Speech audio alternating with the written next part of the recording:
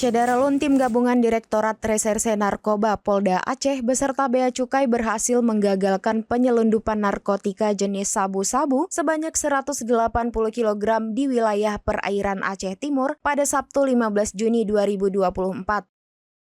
Dua orang tersangka juga berhasil ditangkap dalam operasi ini. Hal itu disampaikan Kapolda Aceh, Irjen Pol Ahmad Kartiko dalam konferensi pers di Mapolda Aceh pada Rabu 26 Juni 2024.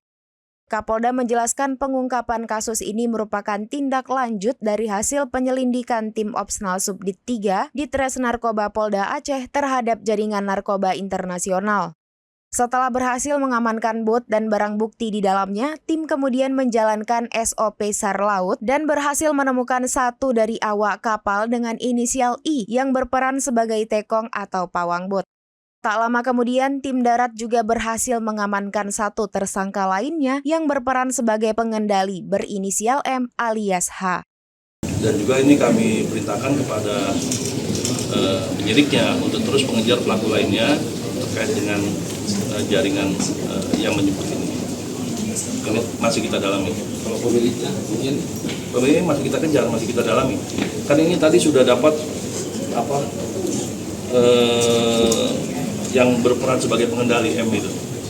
Ya ini kan secara taktis dan teknis kita akan lakukan pengejaran.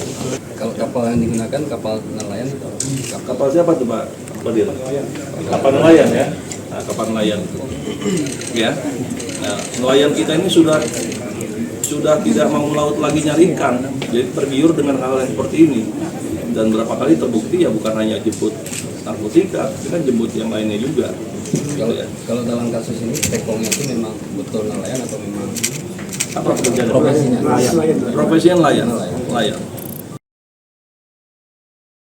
Download Tribun X sekarang, menghadirkan lokal menjadi Indonesia.